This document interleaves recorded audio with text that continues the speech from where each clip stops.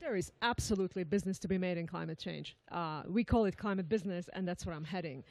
Let me give you just one statistics. We have looked at 21 developing countries and what they promised to do as part of the Paris Agreement.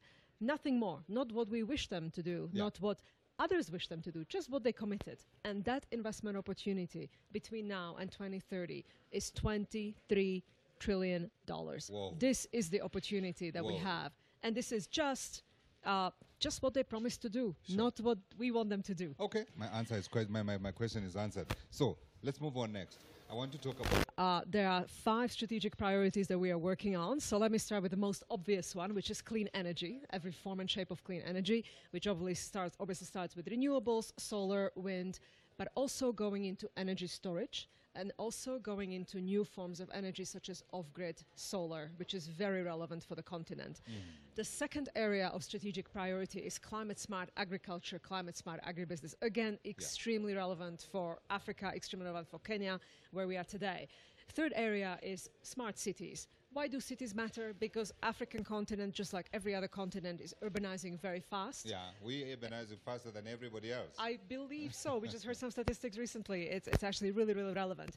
The fourth area is green buildings. Why green buildings? Because in Africa, you're building a lot. And if you build it, you might as well build it green. So you don't have to refurbish it like the Eastern Europeans have to do now. Sure. And last but not least, green finance. We have to get financial institutions to co-invest into green trajectories. Yeah. We need to get banks excited about financing energy efficiency, about financing renewables, about financing agriculture. Yeah. That's what it's all about. Banks, of course, as long as you talk about good returns, they'll jump in. Are you getting the buyback, the buy-in that you require and able to do in order to be able for you to drive this agenda? That is absolutely relevant question, and a lot of times investors need de-risking. But I am proud to say that 90% of our $8.5 billion, which we invested last year in climate business, has been subsidy-free, and it's been done on fully commercial basis. For about 10% of our business, we are using blended finance. And you're finding that this is across the world in terms of across the world. This is across the world. In Africa, last year, we invested $1.7 billion. And what is actually telling, Godfrey, is that 400 million was IFC's money. 1.3 billion was commercial money. So that tells me that there are investors who are willing to come to Africa on a commercial basis and invest in renewables, in climate smart agri, in green finance. Absolutely. So you also spoke about off-grid solutions, and it's one of the themes that I've been picking up here regularly in the conversations that I've been hearing as a key solution to trying to solve Africa's energy problems. How sustainable is that? Because I understand you guys, obviously, because of the size and scale of the IFC, you want to go into some of the bigger projects, while of course at the same time helping the private sector. But do you see that as a potential solution that is sustainable, that is scalable to the degree that you can be able to make a dent? Godfrey, it's not one or the other, it's actually both. What we do on a continent is a chain of programs called Scaling Solar, and we've done it in Zambia, we've done it in Senegal, and we are looking for doing it now in Ethiopia. That's one way to do it, large utility scale solar. But what is absolutely relevant is off-grid, because if Africa wants to electrify and give access to energy to all, this is what is needed. I think the best analogy, Godfrey, would be mobile telephony. If we had been waiting for fixed telephony to come to Africa, we would be waiting for a long time. Something like 70% of inhabitants on this continent today own a phone, and that is what we are trying to do in energy access. So we spoke about one side of the partners, which is obviously the private sector and the banks. What about the other side of the bargain, which is the regulators, the governments that you have to work in? As IFC, of course, you work with governments. And in Africa, we've seen them being a little slow in terms of coming in and providing the regulation and transparency that's required for companies to commit their funds. What we are hearing from investors is that regulatory environment is absolutely essential for success in Africa. And you're right, it takes a little longer, but we have developed programs that help us guide the governments and scale up their capacity to be able to implement auctions, to be able to be credible, to be able to backstop a local utility which perhaps needs strengthening.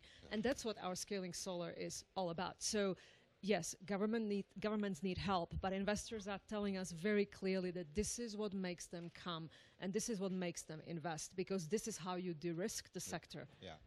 Earlier on, you mentioned a figure that caught my attention, $8 billion. You said, I think, IFC committing to solar energy, is it? To all climate business. To all climate business, so $8.5 billion. understand the program around there over the next few years. We are planning to continue to invest about a third of everything we do into climate. Annually, we do about $20 billion of business, and of that, we want about a third to be always, from now on until 2030, to be invested in climate. Last year, we had 34% in climate, and we'd like to see that trajectory. But what is really critical is to bring in investors. We are relatively small, even though you say we're big. We're relatively small. Big. The critical piece is to bring investors. And to bring investors, you need to de-risk. You need to create regulatory environment that allows investors to come in. And then you need support to actually make it happen. Absolutely. Let's talk about the Africa opportunity in terms of what we're talking about now. Where do you see opportunities? On the continent, we have opportunities in all 5 areas of strategic priorities. Obviously, clean energy is by far the largest because of the energy access issues that we have here. But the continent is relatively rural. Despite urbanization, the continent is relatively rural, and helping farmers with better yields, helping farmers farm better, helping farmers lose less food as they bring it to the market is going to be absolutely essential. Cities have been priority area. We are here in Nairobi. We identified investment opportunity just for Nairobi to the tune of $8 billion in the next 12 years. And most of it will be in transportation. So Africa has been lagging a little bit when it comes to electrification of transport. We need to start thinking about it in terms of public buses, in terms of municipal transportation, and many other areas. And last but not least, we need to bring banks with us. So regulatory environment, which helps banks understand what green finance is and co-invest hopefully with us and maybe with some other players on a continent is going to be critical.